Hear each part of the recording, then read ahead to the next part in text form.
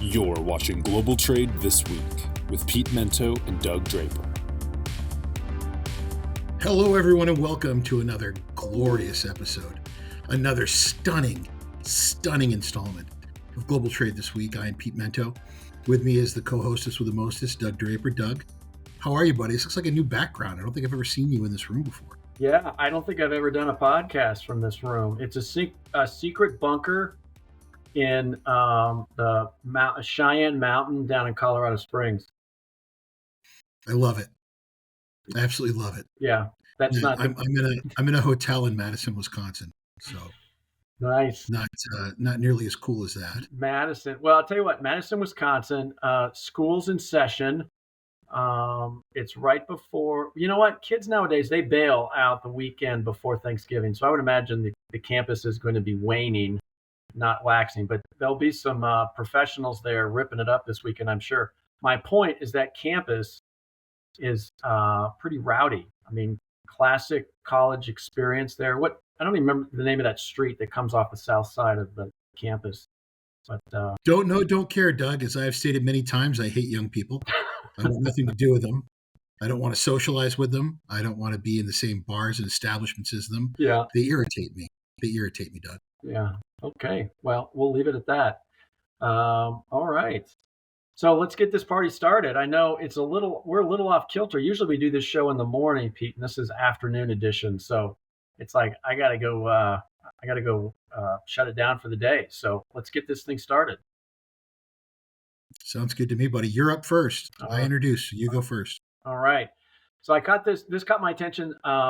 End of last week. Today's Wednesday. I've been like you, Pete. I've been traveling a little bit this week.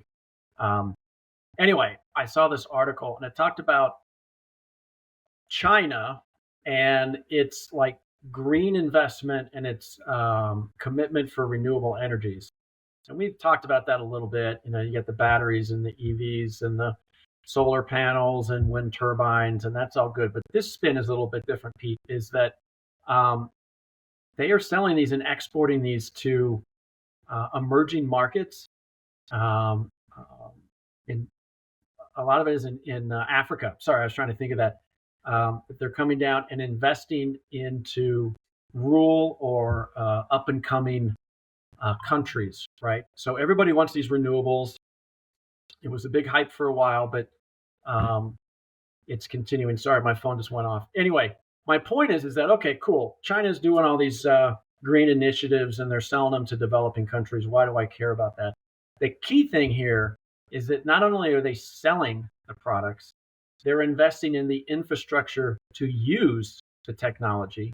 They're providing loans to the countries so they can buy the commodities so they can be using it.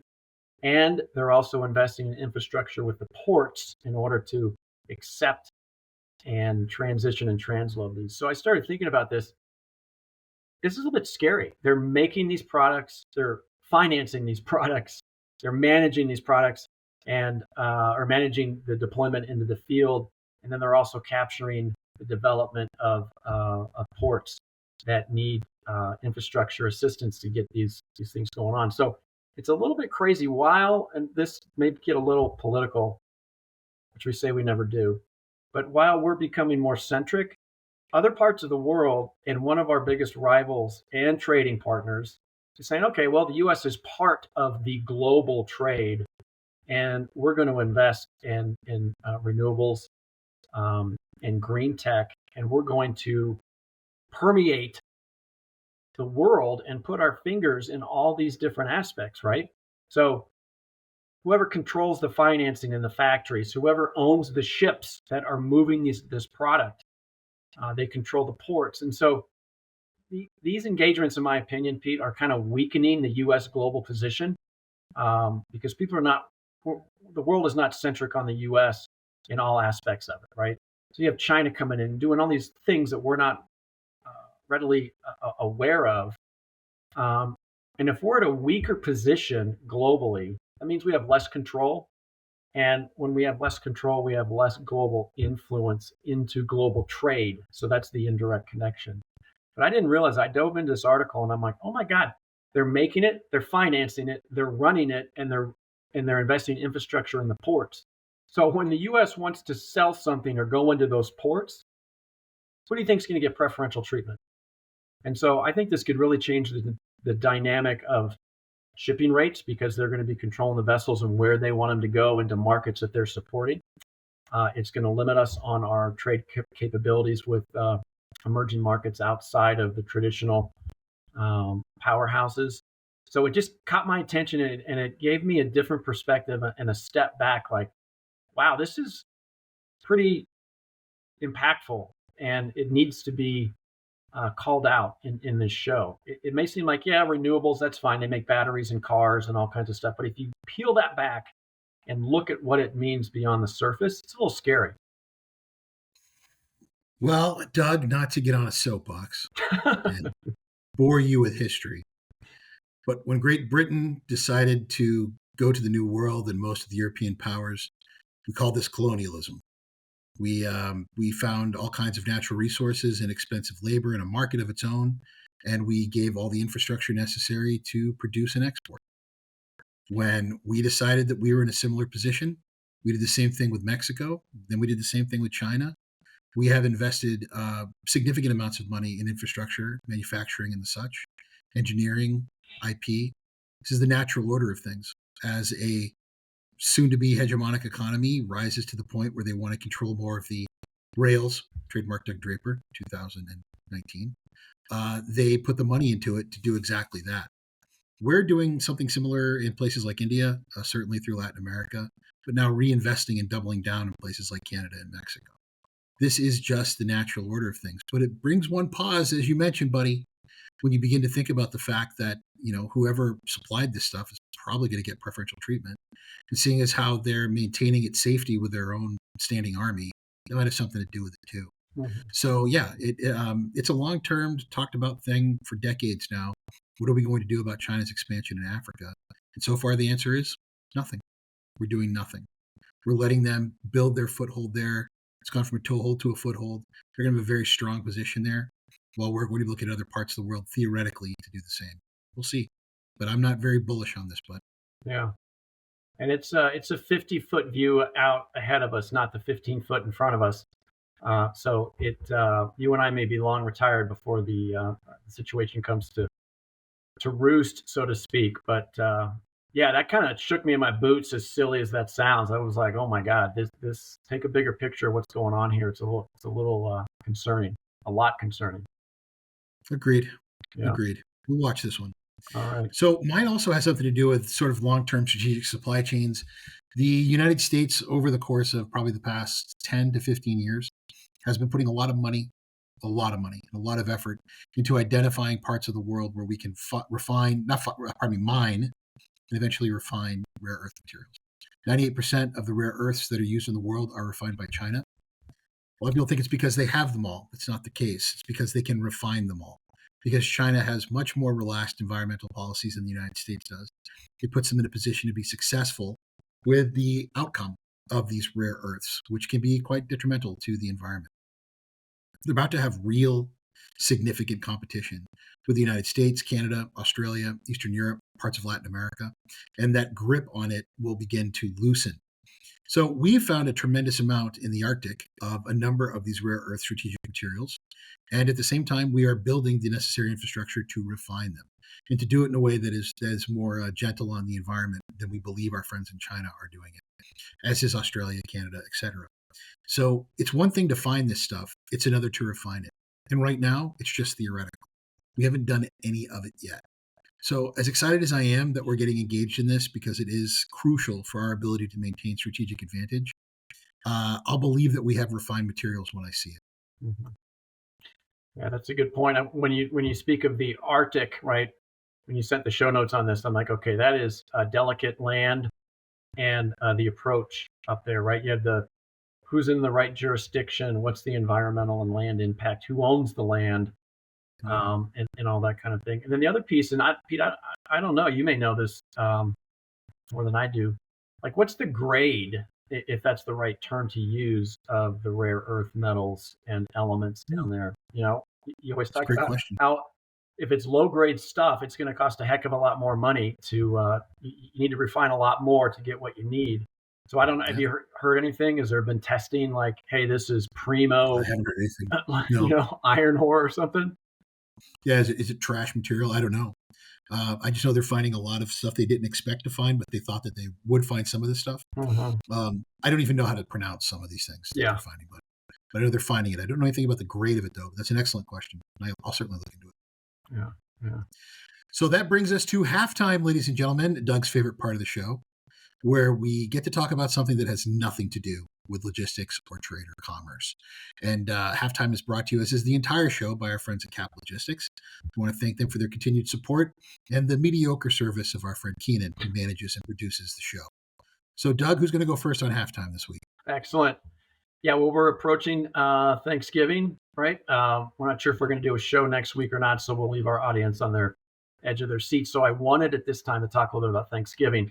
And I just had three things that I wanted to get your opinion on, Pete, as far as when you're sitting down at the Thanksgiving table and kind of figure out what is Pete's favorite.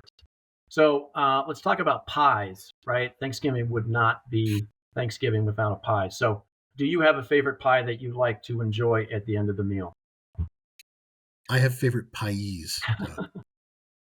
So being a proud son of Texas in the South, pecan pie will always be pecan pie. I want my pecan pie with not Breyer's ice cream, Bluebell vanilla bean ice cream. I also really like chocolate silk or chocolate cream pie. Big fan. Big fan. I want that with Cool Whip, not whipped cream, not Ready Whip. Excuse me. I want Cool Whip. I want it out of the tub that will eventually be used to hold bolts or nuts or something else down the road. Now, my favorite pies, I don't think I've ever seen them served at Thanksgiving. I love peach pie, Doug. That's my favorite. And I don't often see that on the Thanksgiving Day table, which I think is a travesty, frankly, as is cherry pie, another one that I really enjoy. All of these pies are terrible, bad for you, full of sugar, corn syrup, all of it. I don't care. It's the only time all year I really eat pie is on Thanksgiving. And those are my favorites. Nice. Yeah. I'd say apple and French silk. I think that's what you were talking about on your second choice there, right? But you got to have them both. Big fan. All right. What's your take on, hey, we just, right before the big meal, we go in the backyard and we play the annual football game or have our turkey bowl or backyard games. Are you a big turkey bowl fan?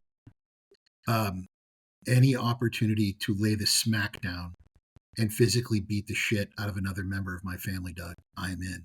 If I have an opportunity, people tend to forget that I played pretty high level rugby. Not saying I was any good, but I did play. And if you're out in the open field and I tackle you, I'm going to break some ribs. And, Sicilian families, we hold long grudges. So, heaven help you if you're in the open field for that. Mm-hmm. But any of those lawn sports, I once went to a Thanksgiving dinner where they played croquet.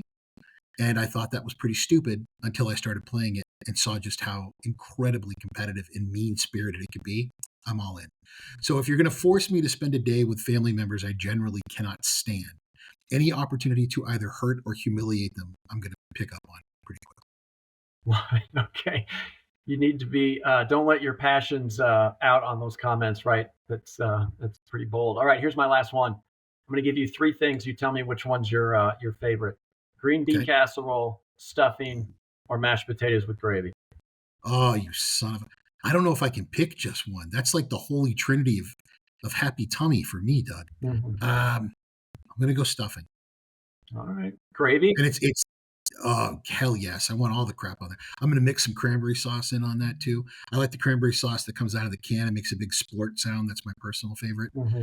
But my mom's green bean casserole, I've never been able to duplicate since she passed. I don't know what that woman put in it, but there was a very different taste to it than what I get at anyone else's version of it. So what's yours, Doug? What's your favorite of the three? I'd probably say green bean casserole, right? It's got to have the French cut. Right, yes. Which are like the string ones. I got to have that. And then the cranberries, you and I are on the same page. I love the little pop it makes. And then we just clump it, right? In a bowl, but it's not really a bowl. It's just standing there and you can see the rings of the can. Oh, yeah. Oh, it's fabulous, Doug. And with the green bean casserole, almost every year my mom would buy the French's fried onions to put on the top. Oh, yeah, for sure. Either my father or I will have eaten them all before So she would always hide a second can somewhere so we didn't find it. Yeah, love it. All right, very similar Thanksgiving meals for sure. So anyway, thank you for sharing with our audience a little bit about your meal. Well, speaking of family gatherings and groups of people, it has come to my attention from our good friends in the press that millennials and Gen Z and even people our age are playing more cards. They're getting together, and rather than going to a bar or watching movies together, this is one of the few times that apparently people are socializing and they're sitting around, maybe have a drink, maybe don't, and playing what I would consider to be classic card games and other things of that ilk. So, not too long ago, Dungeons and Dragons had a massive comeback, which you mocked me for endlessly. Thank you, Doug. But now, what you're seeing is classic card games like Bridge, Euchre, Pinochle, and Mahjong.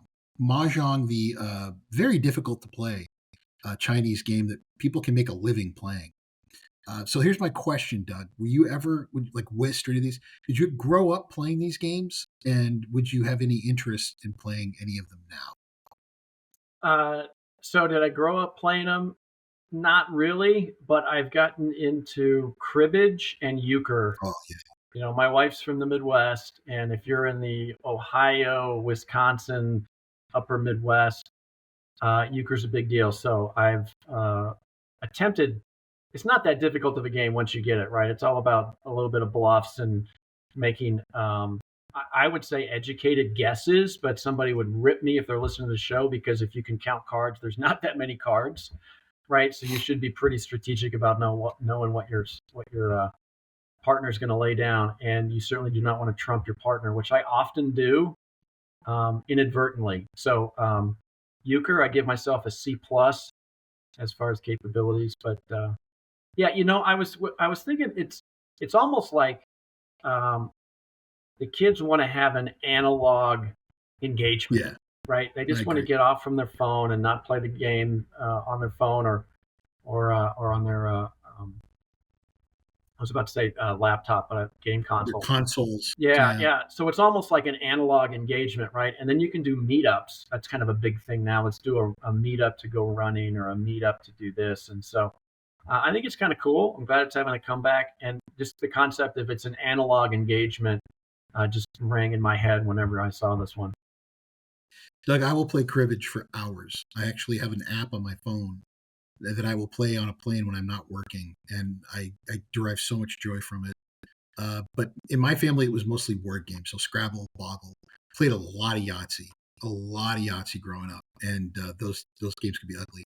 But for my daughter and I, we will play vicious tournaments of Uno, Okay. classic Uno, just really nasty. I mean, the blood's thicker than water, but we're playing Uno, so draw four. You know what I'm saying? Like we get mean to one Mm, another. nice. Yeah. Very cool. Very cool. All right. Well, hey, that's the end of halftime. I'm going to jump into mine here, and then you can end the show with your last topic. Is that all right? Absolutely, let's go, bud. All right. So, General Motors last week, I saw that they are taking a bold move. That's the quote that was on the article that I read to rip. Literally, it said, and I wrote this down because I'm going to read it right now. GM's bold move to rip China out of the supply chain by 2027.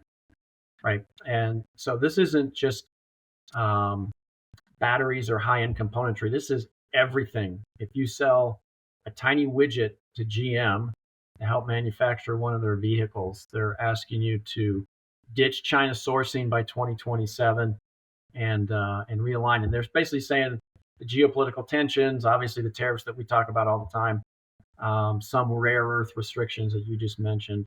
So all these factors are having GM come up with the stance. Obviously, China's dominated in the auto parts manufacturing for decades, and to peel that back just to within, I mean, it's going to be 2026 here in like 6 weeks, Pete, and that means 2027 is just 1 year away. So to unwind a 30-year supply chain of manufacturing going on in China for our automotive industry is going to be a tough. It's going to be difficult, right? So I don't know if this all-in approach is going to work. I don't know if it's going to be sustainable or if it's going to be one of those things where it gets kicked out another year or two. But immediately the classic things is, okay, supply chain delays, right? Which means, are these cars going to get manufactured? And obviously there's deadlines with getting new year models out, right? So what happens when you have to source a product outside of China and it doesn't exist, or the factory you want to go to is backlogged, right? And then there's going to be part shortages and all that kind of stuff. So it is a little bit interesting to see. It's a bold statement. It's kind of cool, but the ripple effects, we'll have to see how that goes. And will that decree stick around all the way to 2027? It's fun to have goals, Doug. I think it's an important part of the human experience to set difficult goals. But Yeah. this is not one they are going to achieve. This reminds me of reality shows when you're rooting for someone, and they get told they're off the island. Like, I'm really rooting for you, buddy. Or when you watch Hard Knocks and there's that walk-on guy that wasn't drafted and he's really trying hard and you really believe in him, and then the last day it cuts, he's gone. There's no way in hell. And I really hope that they pull this off. We're all very patriotic on the show. We believe in the American manufacturer. We're big boosters. But the idea that you are going to divorce yourself from China's supply chain completely is hysterical, because you're going to buy stuff from countries that are buying stuff from China. So are you just stopping direct importation from China? Because that's probably more likely, but there's going to be all kinds of Chinese content in there. And I hope they pull it off. I would love to have a truly American pickup truck. I think that would be great. But I believe in the Easter Bunny more than I believe this is going to happen. Yeah, well, the term was sourcing. So you could, throw that term in a court of law and you could spin that in a lot of different directions. So you have good points there, but I can't answer them other than the fact that do not source from China. Good luck with that. We're all rooting for you. Win or lose, we're still going to be at the Dairy Queen to buy a chocolate dipped cone when we're done, because we believe in you. Big fans. Awesome. My last topic today, I'm going to get salty. All right. So Amazon is going to start selling customs directly as a service line. Not only that, my friend, they're going to sell trade services. I have friends that are going into those roles. I believe in them, and I believe in Amazon's ability to go after the marketplace. I don't know who their customers and clients will be. Will it be their smaller customers, the small suppliers? Will it be for the larger ones that they work with? I don't know. I don't have the answer to any of this. But when you are able to Bezos something like this, right? When you're able to take the scale and the volume and replicate what you've done into the marketplace, it is a massive disruptor. You don't even have to be good at first. Your reach, your ability to get to so many companies and to build volume is going to drive down your price. They make great software at Amazon. They make fantastic AI-enabled software. So maybe they're not going to be the best customs house broker for a little while. All right. No one is at first. But man, when they start getting momentum, they're going to be a problem. And I worry about the more, I call them generic, commercial customs house brokers that are out there, the big ones that really have not been paying attention, because they're about to have the 7,000 pound shoot a rocket into space, get you your new underwear in 2 days gorilla all up in their junk.